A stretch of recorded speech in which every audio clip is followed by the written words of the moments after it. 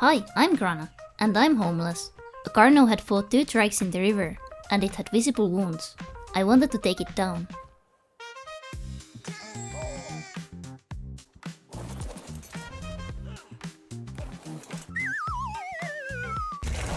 Carnos are tough, especially with their blade damage.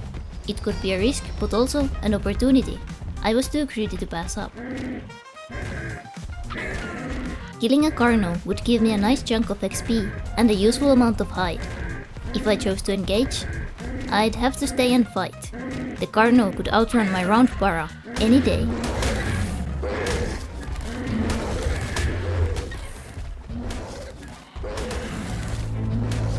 Even though the carno was weak from the fight, I had no way of knowing its level. It could be anything between level 5 and 150. Well, that was kind of anticlimactic. But I'm definitely not complaining. A couple of extra levels for Sarah and me are very welcome.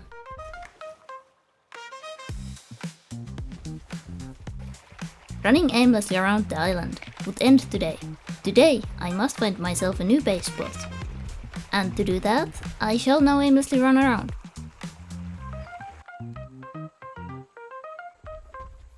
I didn't want to fight the pack of raptors, so off to the jungle we go once again. And even without the raptors, the riverside was so full of different dinosaurs that I wanted to find somewhere a bit quieter. Maybe even a spot where I wouldn't have to keep checking every single direction for threats.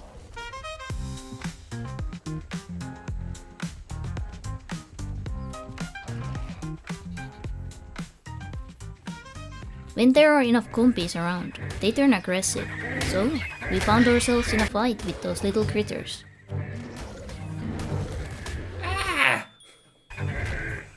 Oh god, don't jump down. Eat this.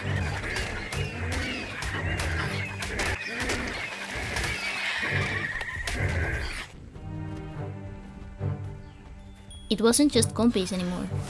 There were also Troodons, a lot stronger and faster creatures with venomous bites. And Ikkis was panicking or something, because it wasn't really fighting back anymore. Ikkis is a fast runner, so I whistled passive flee. Well, actually, Troodon is a nomen dubium.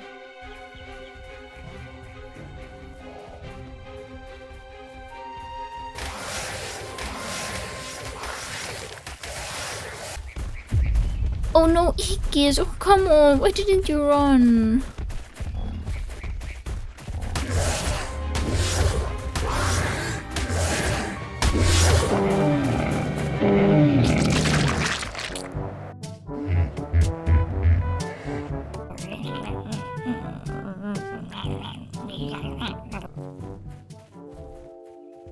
Realizing I could have saved Ikkis was mortifying. I completely forgot my para has the ability to scare off small creatures. So it was just me and Sarah, once again. I was sad I never got to make a saddle for my Ikkis. Sure, it was a low level, but it still felt like a great help fighting off bugs and small dinos.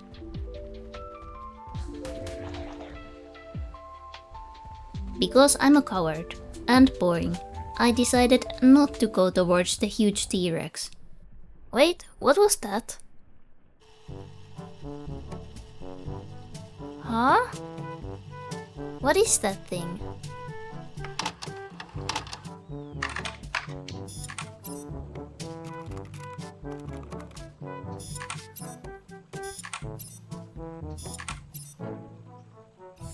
Oh, that's odd. But the Rex wasn't the only threat around. My Microraptor caused PTSD from my older ARK adventures, helped me to avoid the stun, but even the fish were after us. I never saw the raptor lurking right next to us, thank god it was stuck.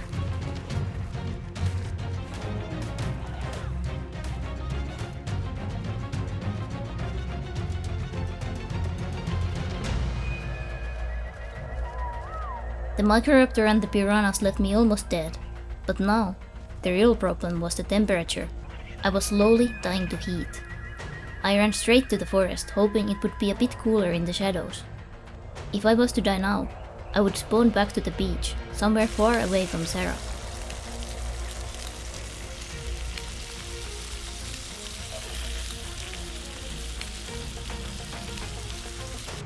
The heat was still gnawing my health bar, and there were more raptors too.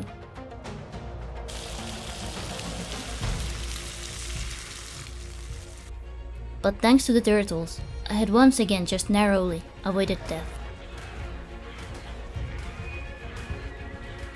I didn't stick around to find out who won that fight.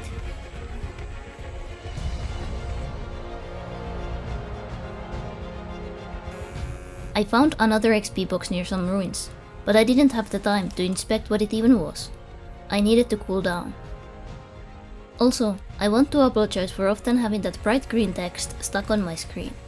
I get so tunnel vision sometimes that I don't even notice it's there. I know it can be distracting, and I do try to remember to get rid of it as soon as it appears. And then the extreme heat just disappeared altogether. It almost felt like a sign, if you can excuse my cringiness. I had gotten to the coast. I don't remember if I've ever been to this little island, if you can even call it that. Excluding the seagulls, there was nothing dangerous around. Well, maybe a sarco, but they are slow on land. In the middle of this island stood a beautiful stone arch. It would be the perfect spot for my little base. The solid rock would offer impenetrable walls on two sides, much safer than building out in the open. Also, building my base on this little island would let me see if anything dangerous was approaching us over the river. So I started placing down foundations. Maybe a bit too close to poor Sarah. I needed the foundations to place a bed to make this officially my new spawn point. Night was falling, so I built a campfire for some light and warmth. I even saw shooting stars in the night sky. That has to be a good sign, right? There were a couple of Lustrosauruses hanging around. I had already fed the higher level one a bit, but then I figured might as well tame both of them. It got dark really fast. I couldn't see anything past my torchlight. I just kept running between the two Lustros, feeding them whenever they got hungry.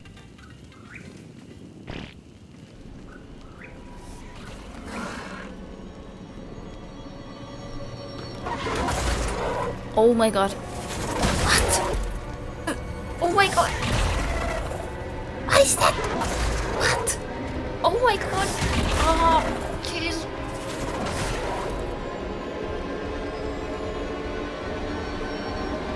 Oh god, no.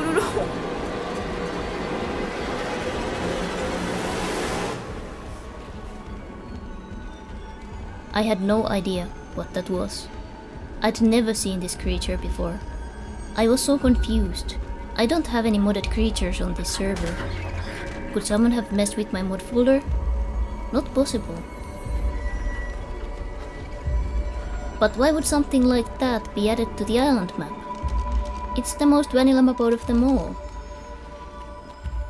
And that thing definitely isn't any real life creature. Maybe something I'd expect to see in Operation or Extinction, but not here.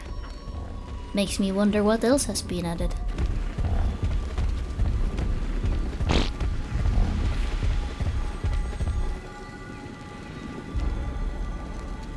I tried to see as far into the darkness as I could, maybe to catch a glimpse of its silhouette or something. But the sound came from my right, and it was close.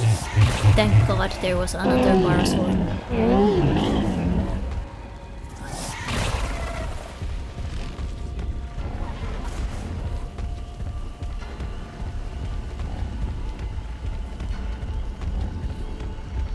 I was unsure whether to run further. I didn't know if the creature to my right was the same one that attacked me under the stone arch. But I didn't know where else to go, so I went back. And hey, I finally got to open my first supply drop.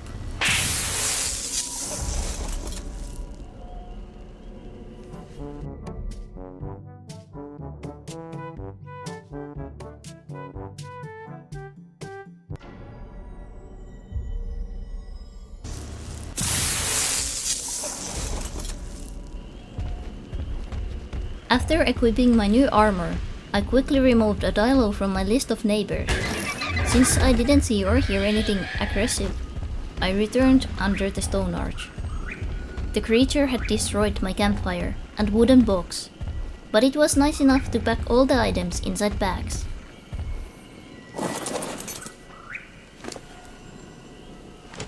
I'm not that easily defeated.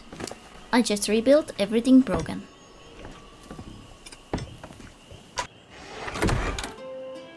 Oh my god, my Lystrosaurus was still alive. Not a scratch on him. But maybe I shouldn't expect any less from a creature that survived the Great Dying. One mosquito isn't going to do anything to him. I named him Lystisaurus, because Lysti is a Finnish word for having fun or feeling happy.